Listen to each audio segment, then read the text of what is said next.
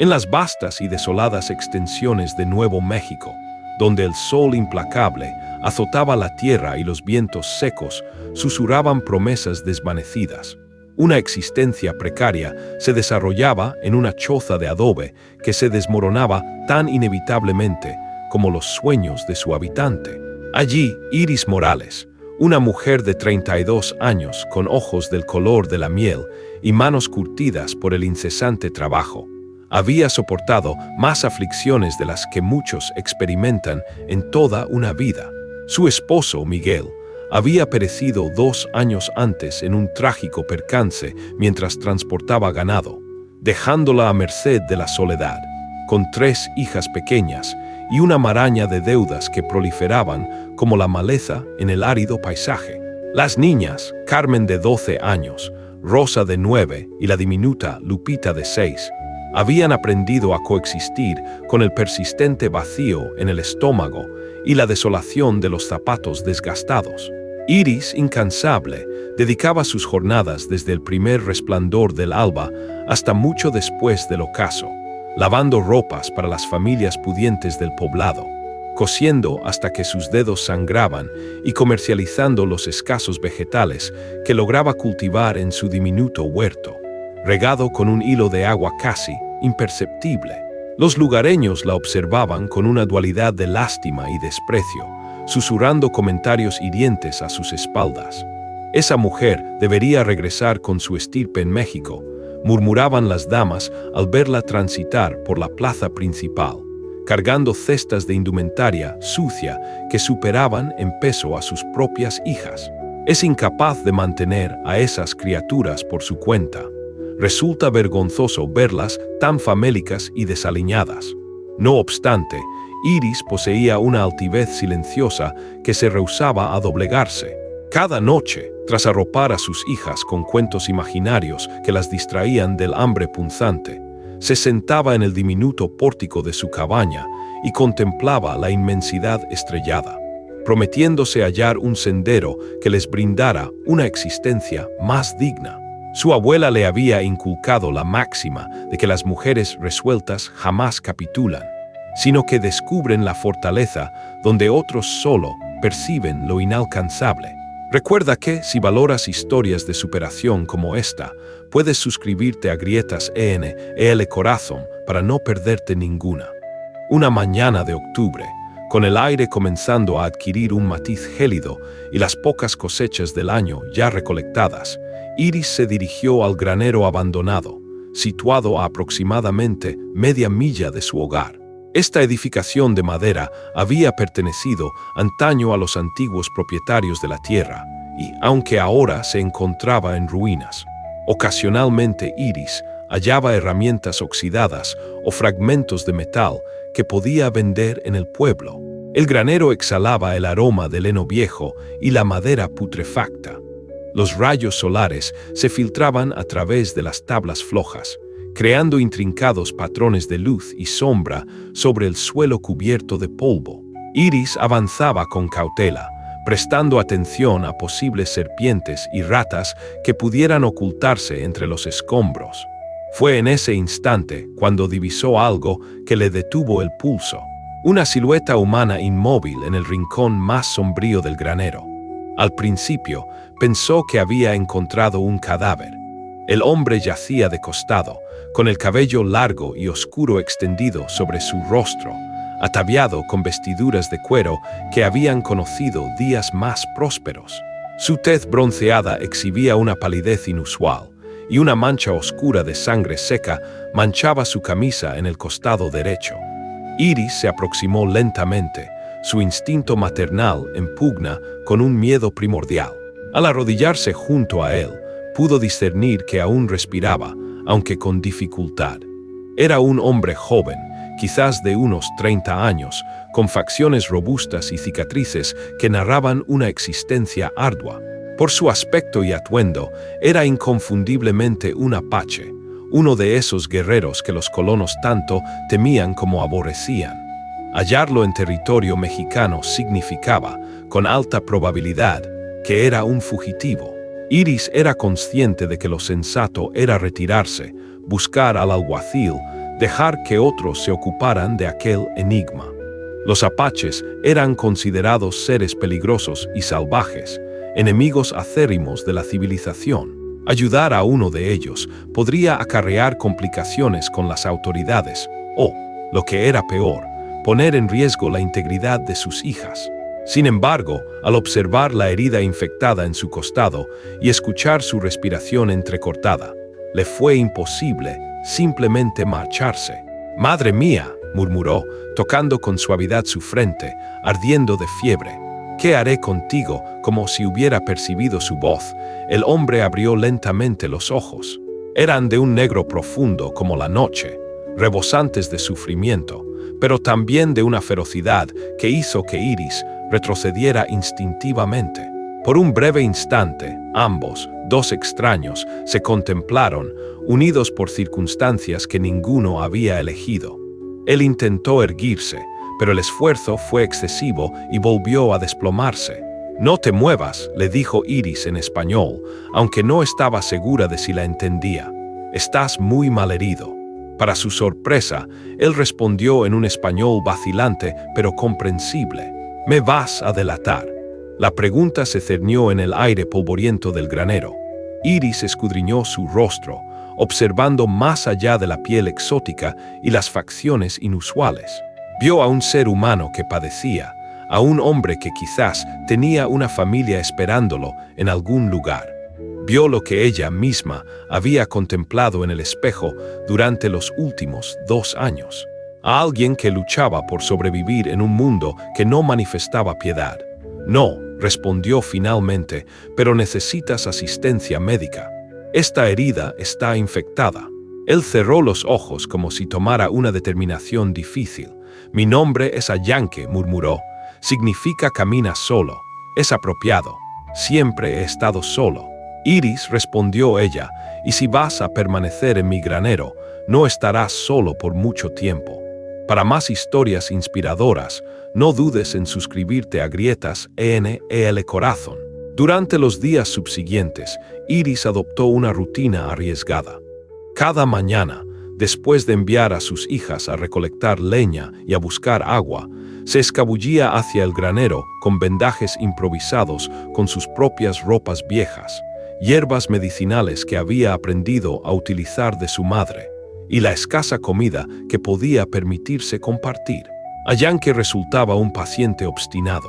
Su orgullo le impedía aceptar ayuda con facilidad, y cada vez que ella se acercaba para cambiar sus vendajes, él se tensaba como un animal salvaje a punto de atacar. Sin embargo, Iris había criado a 3 hijas en solitario, y sabía cómo manejar la terquedad masculina. «Puedes quedarte aquí sufriendo por tu orgullo», le espetó una mañana mientras preparaba una nueva cataplasma de hierbas. «O puedes permitir que una madre de familia te auxilie para que puedas regresar con los tuyos. Es tu elección». Algo en su tono directo, pero exento de hostilidad, logró traspasar las defensas de Ayanque. Lentamente comenzó a permitir que ella tratara su herida, que le ofreciera agua y pequeñas porciones de alimento. Durante esos instantes de silencio, Iris percibió aspectos de él que contradecían todo lo que había oído sobre los apaches. Sus manos, aunque callosas y marcadas por cicatrices, se mostraban delicadas al tomar el agua que ella le ofrecía. Sus ojos, cuando no estaban velados por el dolor, revelaban una inteligencia aguda y una tristeza profunda que ella reconocía. Y al hablar, su voz poseía una cualidad poética que convertía las palabras más sencillas en melodía. «¿Por qué me ayudas?», le preguntó una tarde, cuando su fiebre había disminuido lo suficiente para sostener una conversación genuina. «Tu gente y la mía somos adversarios». Iris se sentó en un montón de heno viejo, sopesando su respuesta. «Mi gente», dijo finalmente, «son mis 3 hijas. Todo lo demás son solo complicaciones». Hizo una pausa, observando a través de las grietas de la pared su pequeña cabaña en la distancia. «Además, he estado sola contra el mundo durante 2 años. Sé lo que se siente ser considerada una enemiga simplemente por existir». Esa misma noche, las hijas de Iris descubrieron su secreto. Carmen, la primogénita, había notado que su madre se ausentaba cada día y regresaba con menos provisiones de las que había ido a buscar. La niña de 12 años poseía la determinación obstinada de su madre y el instinto protector de una hermana mayor que había madurado con premura.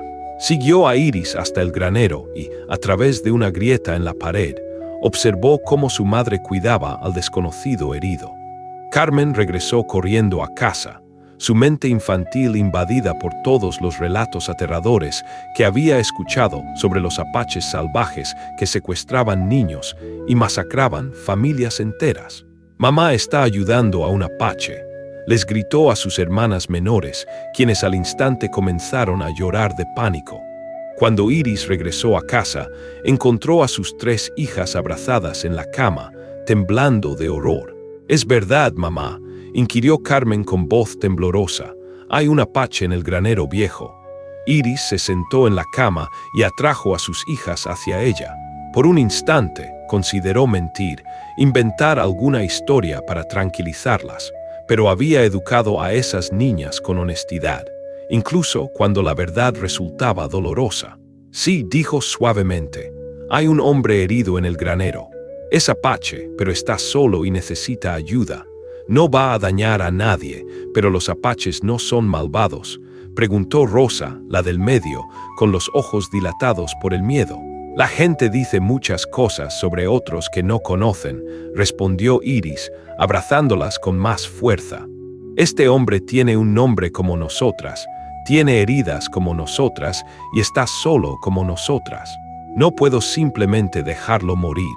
Carmen, siempre la más audaz de las 3, se apartó del abrazo y miró directamente a los ojos de su madre. «¿Quieres que lo conozcamos?». La pregunta tomó a Iris por sorpresa. Había anticipado resistencia, lágrimas, quizás incluso la amenaza de informar a las autoridades. Pero Carmen poseía la misma compasión silenciosa que había heredado de su madre. «Solo si ustedes quieren», respondió con cautela. «Pero tienen que prometerme que no le dirán a nadie en el pueblo. La gente no lo entendería». Las 3 niñas se miraron entre sí, comunicándose con esa telepatía silenciosa que solo poseen los hermanos. Finalmente, Carmen asintió. «Queremos conocerlo», dijo en nombre de las 3. Al día siguiente, Iris llevó a sus hijas al granero. Ayanque había mejorado notablemente. Podía sentarse sin ayuda, y su herida había comenzado a cicatrizar limpiamente. Cuando vio a las niñas escondidas detrás de su madre, sus ojos se dulcificaron de una manera que Iris nunca había presenciado. «Estas son mis hijas», dijo Iris suavemente. «Carmen, Rosa y Lupita». Ayanque las observó durante un largo instante. Luego habló en un español cuidadoso. «Son hermosas, como flores del desierto. Tienen los ojos de su madre». Lupita, la más pequeña, se adelantó con la curiosidad intrépida de los niños muy jóvenes. «¿Por qué tienes el cabello tan largo?». Ayanque sonrió, e Iris se percató de que era la primera vez que lo veía hacerlo. La sonrisa transformó por completo su rostro, revelando al hombre gentil que se ocultaba tras el guerrero. «En mi tribu, el cabello largo significa sabiduría y conexión con los espíritus de nuestros ancestros. ¿Tienes hijas como nosotras?», preguntó Rosa tímidamente. La sonrisa de Ayanque se desvaneció, reemplazada por una tristeza tan profunda que el corazón de Iris se contrajo. «Tuve una familia», dijo suavemente. «Fueron asesinados por soldados hace 2 años, por eso estoy solo». El silencio que siguió fue denso con el dolor compartido. Iris comprendía esa pérdida de una manera que las palabras no podían expresar. Sus hijas, a pesar de su corta edad, reconocieron el tipo de tristeza que habían visto en los ojos de su madre tras la muerte de su padre. Carmen se acercó lentamente y se sentó junto a Ayanque. «Nosotras también perdimos a nuestro papá», dijo con la seriedad de quien había madurado con demasiada prisa. «Pero mamá dice que cuando perdemos a las personas que amamos, tenemos que cuidar mejor a las personas que todavía tenemos». Ayanque miró a la niña de 12 años con asombro. «Eres muy sabia para tu edad». Tengo que serlo, respondió Carmen con sencillez. Soy la hermana mayor. Y si quieres seguir descubriendo cómo esta historia se desarrolla, no olvides seguir y suscribirte a Grietas ENEL Corazón. Desde aquel día, las visitas al granero se transformaron en una aventura familiar. Las niñas ayudaban a su madre a transportar comida y agua. Ayanque comenzó a narrarles relatos de su tribu, de la vida en las montañas, de las tradiciones apache que sus abuelos le habían enseñado. A cambio, las niñas le instruyeron palabras en español y le contaron sobre su existencia en el pueblo. Iris observaba estas interacciones con una mezcla de alegría y aprensión. Veía cómo sus hijas florecían bajo la atención masculina que habían perdido con la muerte de su padre. Veía cómo Ayanque se transformaba en presencia de las niñas, como si su inocencia y aceptación estuvieran sanando heridas más profundas que cualquier medicina.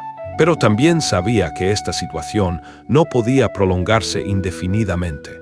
Una tarde, mientras Ayanque jugaba un juego apache con las niñas utilizando piedras y palos, Iris se dio cuenta de que ya no veía a un extraño peligroso.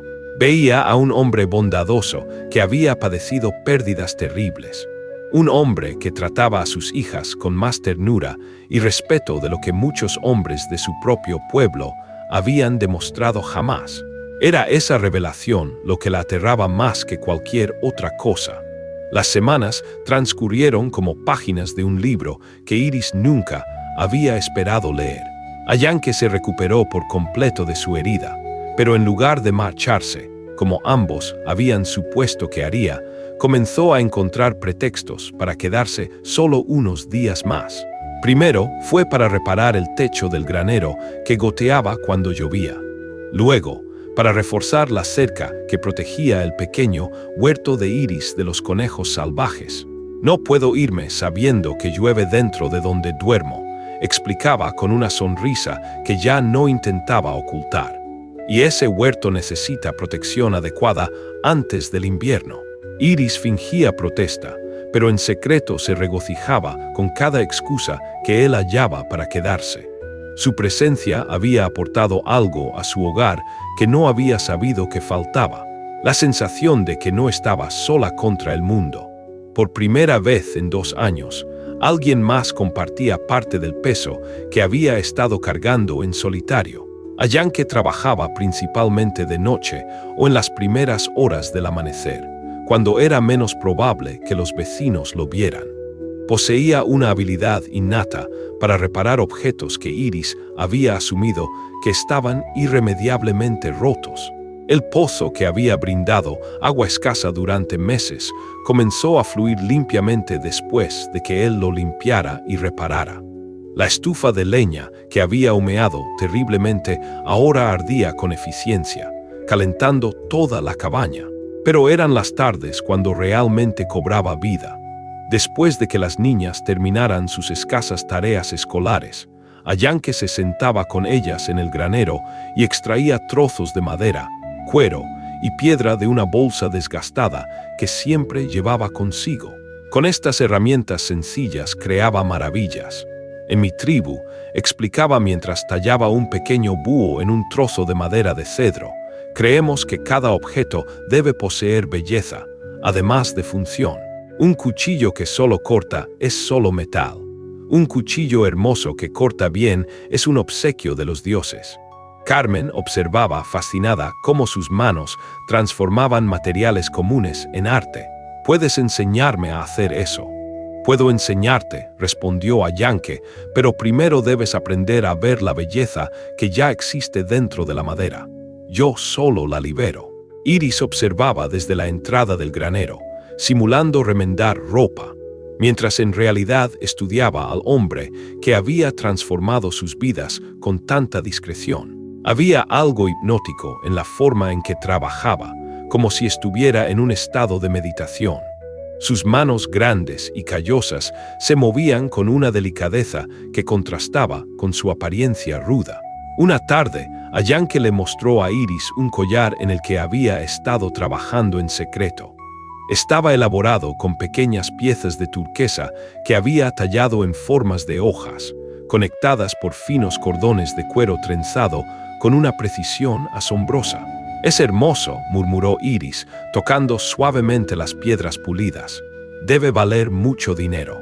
«Es para ti», dijo simplemente, colocándoselo alrededor del cuello antes de que ella pudiera protestar.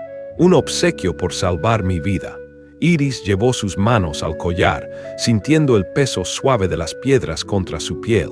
Nadie le había regalado algo tan exquisito en años. Quizás nunca. Miguel había sido un hombre bueno, pero los obsequios románticos no habían sido parte de su práctico matrimonio. «No puedo aceptarlo», protestó débilmente. «Debes vendérselo a alguien que pueda pagarte bien». «¿Quién dice que no me está pagando bien?», respondió Ayanke, sus ojos encontrándose con los de ella. «Tu amistad, la risa de tus hijas, el hogar que me has concedido, eso vale más que cualquier cantidad de dinero». Esa noche, después de acostar a las niñas, Iris se sentó en su porche, tocando el collar y observando las estrellas. El peso de la turquesa contra su piel era un recordatorio constante de que su vida había tomado un rumbo que jamás había imaginado. Se había convertido en una mujer que ocultaba a un apache en su granero, que anhelaba cada día solo para ver su sonrisa, que se había habituado a tener un hombre en quien podía confiar. La revelación la aterraba y la emocionaba a partes iguales. Para seguir viviendo esta emocionante historia de transformación, no dudes en unirte a la comunidad de Grietas EN Corazón. Fue Carmen quien planteó la idea que lo cambiaría todo. Una mañana, mientras desayunaban tortillas hechas con la última harina que les quedaba, la niña de 12 años observó a su madre con ojos demasiado sagaces para su edad. «Mamá», dijo con cautela, «¿por qué no vendemos las cosas que hace Ayanke en el pueblo?» Iris casi se atragantó con su café aguado. «Carmen, no podemos, ¿por qué no?», interrumpió la niña. «Nadie tiene que saber quién las fabrica. Puedes decir que las obtuviste de comerciantes itinerantes. Esa gente acaudalada del pueblo paga mucho por objetos bellos como los que él crea». Iris miró a su hija con asombro. A sus 12 años, Carmen ya comprendía las complejidades económicas y sociales de su situación mejor que muchos adultos. «Es muy arriesgado», murmuró Iris, «si alguien lo descubre». «Pero también es muy necesario», replicó Carmen, señalando sus zapatos rotos y el escaso desayuno. «Mira cómo vivimos, mamá. Ayanke puede ayudarnos, pero solo si se lo permitimos». Esa tarde, Iris le expuso la idea a Ayanke. Para su sorpresa, él no rechazó la sugerencia de inmediato. «He meditado lo mismo», admitió. «Tengo habilidades y ustedes tienen necesidades. Sería insensato no encontrar una forma de colaborar. Pero si alguien reconoce el estilo apache». «No reconocerán nada», la interrumpió con una sonrisa astuta. «Puedo confeccionar piezas que parezcan mexicanas o españolas o de cualquier lugar que tú desees. La artesanía es un lenguaje universal. Solo necesito saber qué tipo de objetos les agrada comprar a esas personas opulentas». La primera expedición de ventas fue aterradora. Iris se atavió con su mejor vestido, de 2 años de antigüedad y remendado en múltiples ocasiones, y llevó al pueblo una cesta con 5 piezas que Ayanke había elaborado, 2 collares de diseño mexicano, un juego de pequeños cuchillos decorativos y 2 figuras talladas de santos católicos, tan hermosas que parecían poseer vida propia. La primera tienda que visitó era propiedad de don Felipe Castañeda, un hombre que comercializaba bienes importados a las familias adineradas de la región. Cuando Iris le mostró las piezas, sus ojos se iluminaron al instante. «¿Dónde conseguiste estas maravillas?», preguntó, examinando uno de los cuchillos con ojo experto. «La artesanía es excepcional. Las obtuve de un comerciante que pasó por mi rancho», balbuceó Iris, rogando que su nerviosismo no fuera evidente. «Venía del sur, creo que de Oaxaca». Don Felipe estudió las piezas durante varios minutos más, claramente impresionado por la calidad del trabajo. «Te las compro todas», declaró finalmente. «Y si puedes conseguir más piezas de esta calidad, tengo clientes que pagarían muy bien por ellas». Iris regresó a casa con más dinero del que había visto junto en meses. Cuando les mostró las monedas a Yankee y a las niñas, el granero se llenó de gritos de alegría y abrazos espontáneos. «Podemos comprar harina de verdad», exclamó Rosa, saltando arriba y abajo. «Y zapatos nuevos», añadió Lupita. Carmen, siempre la más práctica, ya estaba haciendo cálculos. Si Yankee puede hacer 5 piezas por semana y mamá puede venderlas por estos precios. Yankee observaba la escena con una expresión de asombro que gradualmente se transformó en algo más profundo. Iris reconoció esa mirada. Era la expresión de un hombre que había encontrado un propósito que había creído perdido para siempre. «Nunca pensé», murmuró, «que volvería a sentirme útil, que volvería a ser parte de una familia». La palabra familia se cernió en el aire del granero como una promesa tácita. Iris sintió su corazón acelerarse porque ella había estado pensando lo mismo, sin atreverse a verbalizarlo. Recuerda que puedes ser parte de nuestra familia suscribiéndote a Grietas EL Corazón. Los meses subsiguientes fueron los más prósperos que la familia había experimentado desde el fallecimiento de Miguel. Yankee trabajó incansablemente, creando piezas cada vez más elaboradas y exquisitas. Iris había desarrollado un ojo perspicaz para lo que se vendería bien y había establecido vínculos con varios comerciantes en pueblos vecinos. Pero más allá del dinero, los cambios más sutiles en su hogar eran los que realmente importaban. Las niñas reían con mayor frecuencia. Iris se había comprado un vestido nuevo por primera vez en años. La cabaña había sido reparada y mejorada hasta el punto de que ya no temían las tormentas invernales. Y por las noches, cuando las niñas dormían, Iris y Yankee se sentaban en el granero, conversando sobre todo y nada. Él le relataba las tradiciones de su tribu, la libertad de vivir bajo las estrellas, el dolor de haberlo perdido todo lo que había amado. Ella le hablaba de sus sueños de brindar a sus hijas una educación verdadera, de las dificultades de ser madre soltera en una sociedad que no tenía cabida para mujeres independientes, de la soledad que había llevado como una segunda piel durante 2 años. Durante una de esas conversaciones nocturnas, cuando el aire de marzo era suave y transportaba el aroma de las primeras flores silvestres, Yankee tomó la mano de Iris entre las suyas. «Hay algo que necesito decirte», dijo suavemente. «Mi herida sanó hace meses. Pude haberme marchado en cualquier momento». Iris sintió que su corazón se detenía. «¿Por qué no lo hiciste?» «Porque encontré algo aquí que no sabía que estaba buscando», respondió, sus dedos entrelazándose con los de ella. «Encontré un hogar, encontré amor. Encontré una razón para vivir que va más allá de la simple supervivencia». Iris sintió lágrimas recorrer sus mejillas. Yankee susurró. «Me quedaré si me lo permites», continuó él. «No como un secreto escondido en el granero, sino como un hombre que forma parte de esta familia. Sé que será complicado. Sé que habrá contratiempos, pero estoy dispuesto a enfrentarlos si tú estás dispuesta a darme una oportunidad». La respuesta de Iris fue un beso que había anhelado durante meses sin saberlo. Un beso que sabía a promesas, a segundas oportunidades, a amor que florece en los lugares más inesperados. Cuando se separaron, ambos tenían lágrimas en los ojos. «Sí», susurró ella, quédate para siempre». La primavera de 1848 trajo consigo una prosperidad que Iris jamás había soñado. Su cabaña contaba con un techo nuevo, ventanas con vidrio genuino y suficiente alimento para sustentar a una familia del doble de tamaño. Las niñas lucían zapatos sin agujeros y vestidos sin remiendos. Yankee había erigido un taller secreto donde creaba maravillas que se comercializaban como obras de un artesano de Oaxaca. Don Felipe Castañeda, el comerciante del pueblo, comenzó a formular preguntas más insistentes. Mis clientes en Santa Fe pagan el doble por estas piezas, le confió a Iris. No puedes convencer a tu comerciante de que venga directamente. Ya sabes cómo son estos artesanos, respondió Iris con una sonrisa forzada, muy reservado sobre sus métodos. Pero don Felipe había notado que las piezas llegaban con una regularidad sospechosa, siempre impecables, sin el desgaste de haber viajado cientos de millas.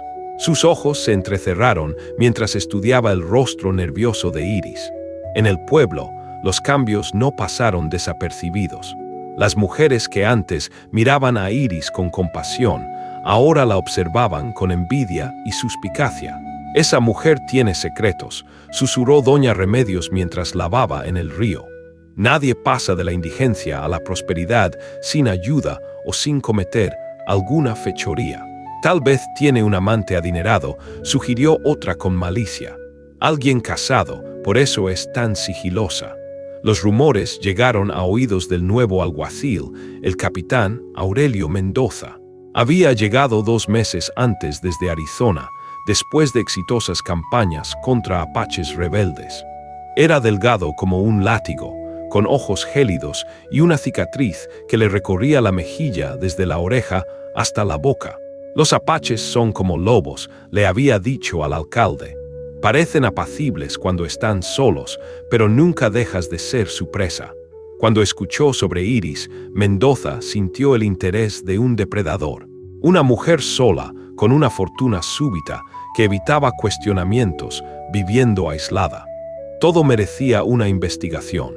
Para seguir de cerca los giros inesperados de esta historia, te invitamos a suscribirte a Grietas ENEL Corazón. La catástrofe se desencadenó una tarde de abril.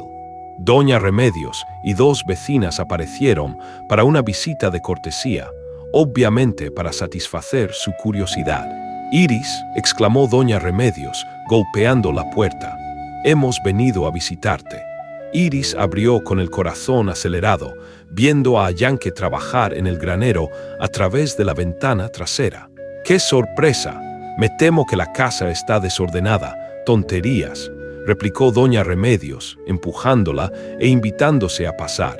Las mujeres inspeccionaron cada mejora como soldados en territorio enemigo. Sus ojos registraban cada señal de prosperidad, haciendo cálculos mentales. ¡Qué muebles tan hermosos!, exclamó una, tocando la mesa que Yanke había tallado.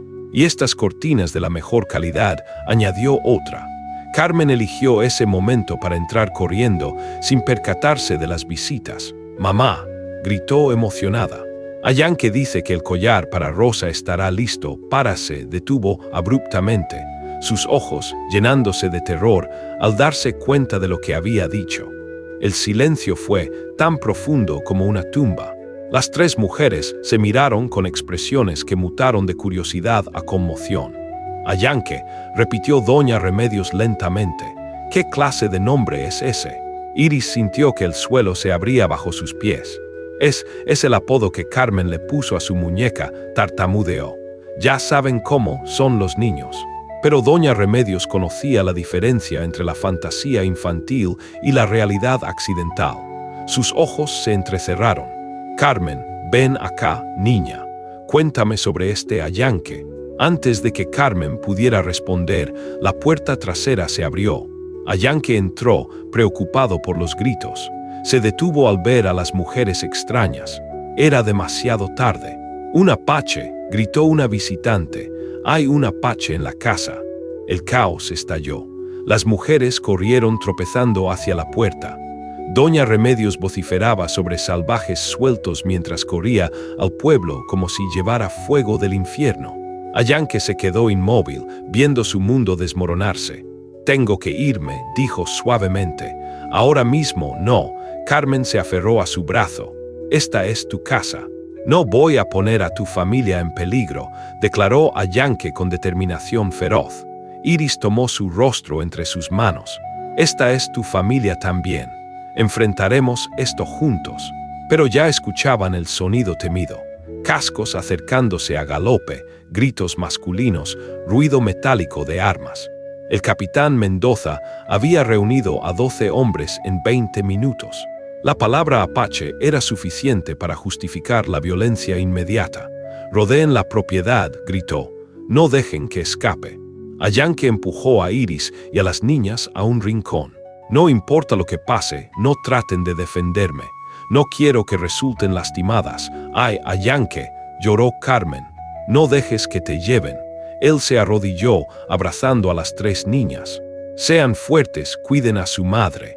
Recuerden que todo lo que hemos compartido ha sido real. Nadie puede quitarnos eso». La puerta explotó cuando Mendoza la pateó. Entró con el rifle apuntado, seguido por sus hombres. «Ahí está el salvaje». Ayanque se puso de pie lentamente, con las manos visibles. «No he lastimado a nadie. Esta familia me ayudó cuando estaba herido. No son culpables. Cállate». Mendoza lo golpeó con la culata. Ayanque se dobló, pero no cayó ni emitió sonido. Iris se adelantó instintivamente. Un hombre la empujó brutalmente. «No toquen a mi familia», rugió Ayanque, perdiendo el autocontrol. «Tu familia», se burló Mendoza. Una mexicana mezclándose con un perro apache golpeó a Ayanque en la cara, abriendo un corte sangrante. Las niñas gritaron horrorizadas. «Llévense a este salvaje», ordenó Mendoza. «Será juzgado por incursión ilegal». Mientras arrastraban a Ayanque, él gritó: «Las amo. Nunca olviden que las amo». «Y tú», Mendoza se volvió hacia Iris.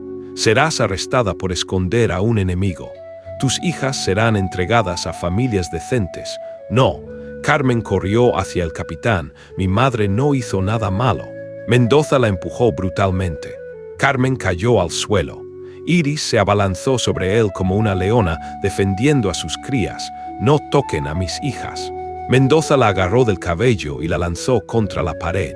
«Tienes una opción», gruñó.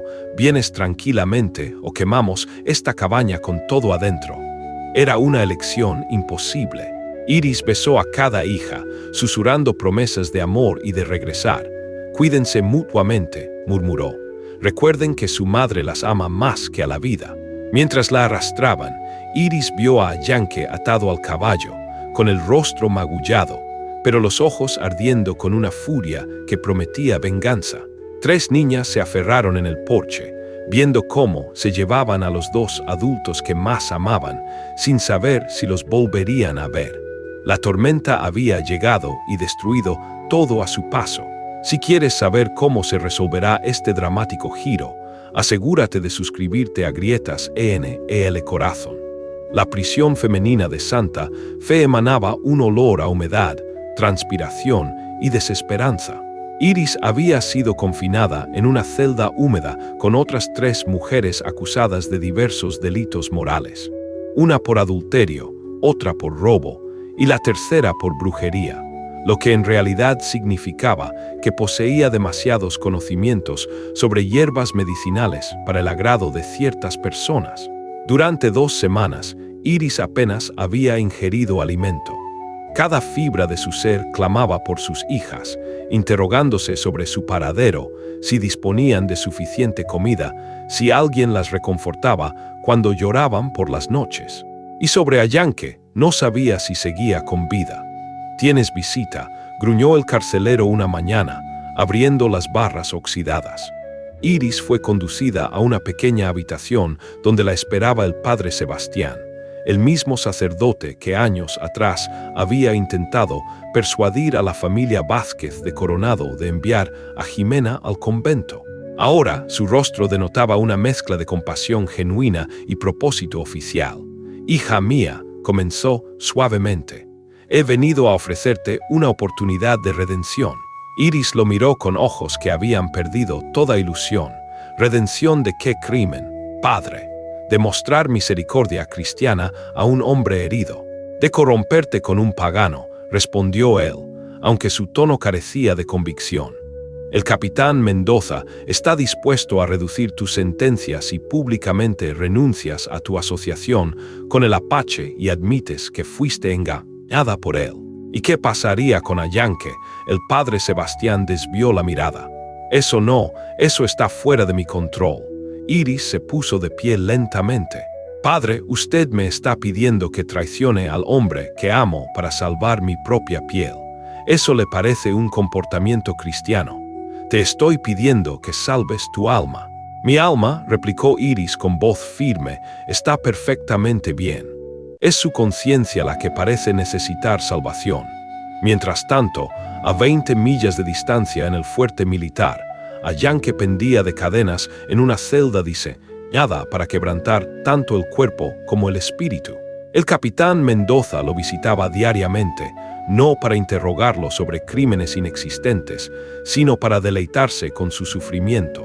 ¿Sabes lo que les va a suceder a esas niñas?, le preguntó Mendoza durante una de sus visitas, sentándose cómodamente mientras Yankee luchaba por mantenerse consciente. Van a crecer odiándote. Van a aprender que su madre era una mujer corrupta que se rebajó a vivir con un salvaje. Yankee levantó la cabeza, sus ojos ardiendo con una furia que ni las cadenas ni la tortura habían logrado extinguir. Esas niñas conocen la verdad, conocen el amor, se burló Mendoza. No alimenta bocas hambrientas ni pone techo sobre las cabezas. Pero Mendoza subestimaba gravemente el carácter de las 3 niñas que había separado de su familia. Carmen, Rosa y Lupita habían sido distribuidas entre 3 familias respetables del pueblo, supuestamente para su rehabilitación moral. Carmen había sido enviada con la familia Herrera, Rosa con los Castillo y la pequeña Lupita con los García. La separación había sido deliberada. Mendoza sabía que juntas serían más fuertes. Sin embargo, había subestimado la determinación de Carmen. A sus 12 años, poseía la astucia de su madre y la ferocidad protectora de alguien que había crecido defendiendo a sus hermanas menores. Cada noche se escabullía de la casa de los Herrera y encontraba maneras de comunicarse con Rosa y Lupita. «Tenemos que ayudar a mamá y a Yankee», le susurró durante una de sus reuniones secretas en el cementerio de la iglesia. «Pero necesitamos información». Fue Rosa quien hizo el descubrimiento que lo cambiaría todo. La familia Castillo tenía un hijo, Joaquín, que trabajaba como escribiente en la oficina del capitán Mendoza. El joven de 16 años había notado cómo la niña de 9 años lloraba silenciosamente cada noche y su corazón se había ablandado. «¿Por qué estás tan triste?», le preguntó una tarde mientras ella ayudaba a su madre con la costura. Rosa, que había heredado la honestidad directa de Iris, le contó toda la historia. Para su sorpresa, Joaquín no mostró disgusto o miedo, sino indignación. «Eso no es justo», murmuró. «Mi padre siempre dice que un hombre se juzga por cómo trata a los indefensos, no por el color de su piel». Durante las semanas siguientes, Joaquín comenzó a prestar atención adicional a los documentos que pasaban por la oficina de Mendoza. Lo que descubrió lo dejó horrorizado. El capitán había estado falsificando informes sobre ataques apaches, robando suministros destinados a los soldados y vendiendo armas a contrabandistas. «El capitán Mendoza no es un héroe», le susurró a Rosa una noche. «Es un ladrón y un mentiroso y tiene miedo de que alguien lo descubra». Carmen recibió esta información como un regalo del cielo. Si podían probar la corrupción de Mendoza, tal vez podrían desacreditar sus acusaciones contra su madre y a Yankee. Pero necesitaban evidencia sólida y, para obtenerla, necesitaban ayuda desde el interior. La oportunidad llegó a través de una fuente inesperada. Iris había forjado una aliada en la cárcel. María Concepción, la mujer acusada de brujería, había estado observando a Iris durante semanas, notando su fortaleza silenciosa y su negativa a quebrarse bajo presión. «Tú no perteneces aquí», le dijo una noche mientras las otras prisioneras dormían. «Y yo tampoco». María Concepción había sido arrestada porque había descubierto que el médico del pueblo estaba diluyendo medicinas para enfermos pobres y vendiendo las porciones completas a precios inflados. Su brujería consistía en preparar remedios genuinos que funcionaban mejor que las estafas del doctor. «Conozco gente que puede ayudar», murmuró María Concepción. Gente que aborrece la corrupción tanto como nosotras detestamos la injusticia. A través de una red secreta de comerciantes, sirvientes y trabajadores que María Concepción había cultivado durante años, lograron establecer comunicación con el mundo exterior y, lo que era más importante, lograron hacer llegar un mensaje a Ayanque. El mensaje llegó escondido en el pan que uno de los guardias, un hombre joven llamado Diego, le llevaba. Diego había sido sobornado no con dinero, sino con medicina que María Concepción había preparado para su esposa enferma. «Tu familia está bien», leyó Ayanque en el pequeño papel escondido en la corteza del pan. «Las niñas están trabajando para ayudarnos. Iris es fuerte. Ten esperanza tú también. Una amiga». Por primera vez en semanas, Ayanque sonrió. Si las niñas estaban activas, si Iris se mantenía fuerte, entonces todavía había posibilidades. Esa misma noche, mientras Mendoza realizaba sus rondas nocturnas por la prisión, Ayanque fingió estar más débil de lo que realmente estaba. Había estado conservando fuerzas, sanando secretamente, esperando el momento adecuado. «¿Todavía piensas en esa mexicana puta?», se burló Mendoza, acercándose a la celda. «¿Todavía crees que va a esperarte?». «Sé que va a esperarme», respondió Ayanque suavemente, «porque lo que tenemos es real, algo que un hombre como usted nunca entendería». Mendoza se enfureció y abrió la celda para golpearlo personalmente. Fue exactamente lo que Ayanque había estado esperando. En un movimiento que había estado planeando durante días, Ayanque utilizó las cadenas como arma, envolviéndolas alrededor del cuello de Mendoza y susurrando en su oído: «Ahora vamos a hablar sobre mis condiciones». Fuera de la prisión, Carmen observaba desde las sombras, esperando la señal que había estado aguardando durante semanas. En sus manos llevaba los documentos que Joaquín había copiado, evidencia suficiente para destruir a Mendoza. La liberación estaba al alcance, pero el precio que tendrían que pagar aún estaba por determinarse. No olvides que Grietas ENEL Corazón te trae las historias más conmovedoras. Suscríbete. Con Mendoza inmovilizado por las cadenas alrededor de su cuello, Ayanque sintió por primera vez en semanas que tenía el control de su destino. El capitán luchaba contra las cadenas. Su rostro enrojecía mientras comprendía que había subestimado gravemente al salvaje que había estado torturando. Una palabra más alta de lo normal, susurró Ayanque con una calma mortal. «Y estas cadenas se convertirán en tu collar permanente. Ahora vamos a discutir cómo vas a liberar a Iris». Pero Mendoza no tendría oportunidad de negociar. En ese preciso instante, Carmen había llegado a la oficina del inspector federal, Roberto Vázquez, quien había arribado esa mañana desde la Ciudad de México para investigar informes de irregularidades en la región.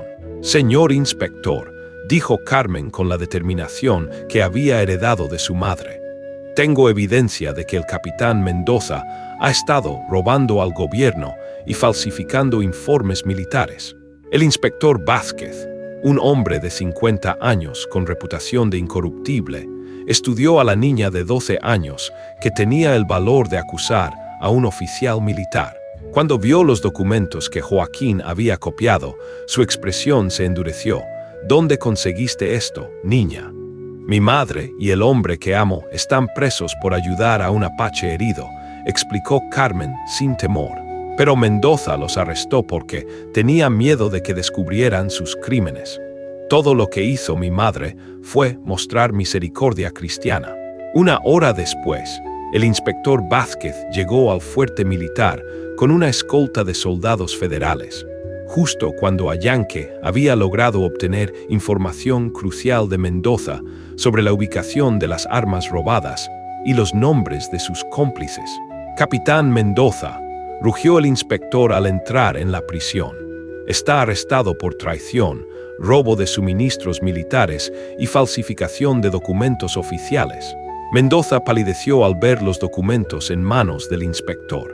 Supo inmediatamente que su imperio de corrupción había colapsado.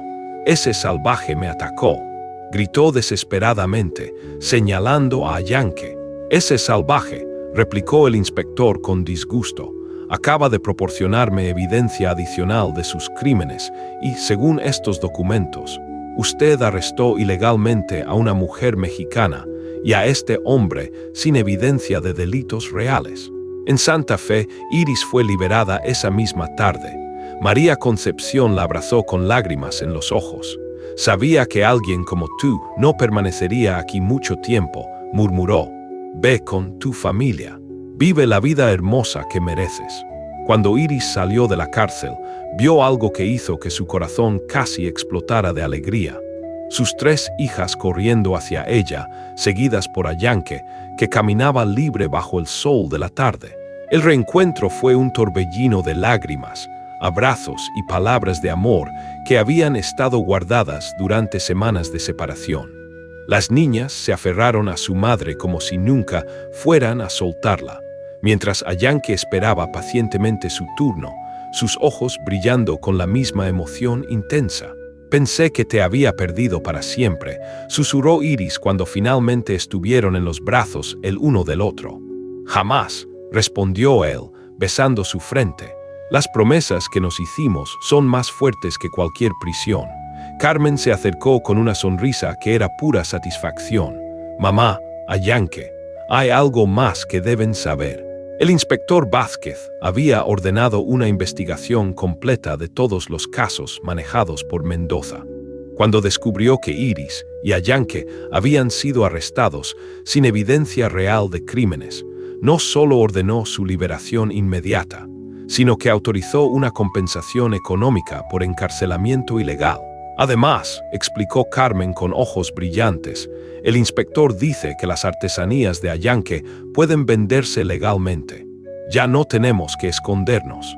6 meses después, la familia había establecido un próspero negocio de artesanías que combinaba técnicas apaches con diseños mexicanos. Su tienda en Santa Fe atraía clientes desde Texas hasta California, todos buscando las piezas únicas que nacían de la fusión de 2 culturas hermosas. Iris y Ayanke se habían casado en una ceremonia que honraba tanto las tradiciones mexicanas como las apaches. El padre Sebastián, quien había llegado a respetar profundamente el amor genuino de la pareja, había oficializado la unión con palabras que hablaban de un amor que trasciende fronteras culturales. «Hoy no unimos solo a 2 personas», había dicho durante la ceremonia, «sino 2 mundos que demuestran que el amor verdadero no conoce barreras artificiales». Las niñas habían florecido en este nuevo ambiente de seguridad y amor. Carmen había comenzado a aprender técnicas de tallado de Ayanke, mostrando un talento natural que prometía continuar la tradición familiar.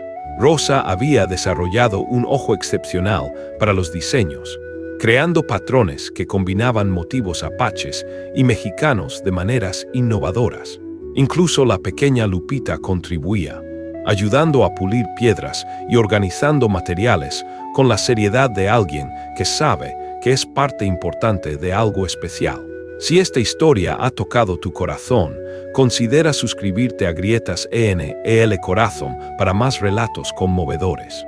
Una tarde, mientras trabajaban juntos en el taller que habían construido detrás de su nueva casa, Iris observó a su familia con un corazón lleno de gratitud. Ayanke enseñaba pacientemente a Carmen cómo tallar una figura de águila, mientras Rosa y Lupita decoraban collares con cuentas coloridas. «¿En qué piensas?», preguntó Ayanke, notando su expresión contemplativa. «Pienso en cómo el peor día de nuestras vidas se convirtió en el comienzo de los mejores», respondió ella. «Si no te hubiera encontrado a ti, un apache herido en aquel granero abandonado, habrías encontrado otra manera de cambiar el mundo», la interrumpió él con una sonrisa. «Tienes un corazón que no puede evitar amar sin importar las consecuencias». Esa noche, después de acostar a las niñas, Iris y Ayanke se sentaron en el porche de su hogar, observando las estrellas que habían sido testigos silenciosas de su historia de amor. «¿Sabes qué aprendí de todo esto?», murmuró Iris, recostándose contra el hombro de su esposo. ¿Qué?, preguntó a Yankee. Que el amor verdadero no es solo un sentimiento, es una decisión que tomas cada día. La de ver más allá de las diferencias, de elegir la compasión sobre el miedo, de construir puentes donde otros solo ven muros. A Yankee la abrazó más fuerte, pensando en el largo camino que habían recorrido desde aquel día en el granero hasta esta nueva vida que habían construido juntos. Y también aprendí, añadió Iris con una sonrisa, que a veces los mejores regalos vienen disfrazados de las peores tragedias. En la distancia, el sonido suave de la risa de sus hijas llegó desde el dormitorio, recordándoles que habían creado algo hermoso que perduraría por generaciones. Una familia cimentada no en lazos de sangre o tradición, sino en amor puro, respeto mutuo y la valentía de defender lo correcto. Su historia había comenzado con una mujer solitaria, luchando por la supervivencia, y un guerrero herido que había perdido toda esperanza. Había florecido en una familia que demostraba cada día que el amor verdadero puede triunfar sobre cualquier prejuicio, cualquier injusticia, cualquier intento de separar lo que el destino ha unido. Y esa, más que cualquier otra cosa, era la lección que querían legar al mundo. Que el amor genuino siempre haya un camino para prosperar, sin importar cuán árido parezca el desierto. Para más historias inspiradoras de amor que trasciende barreras, no olvides suscribirte a Grietas ENEL Corazón.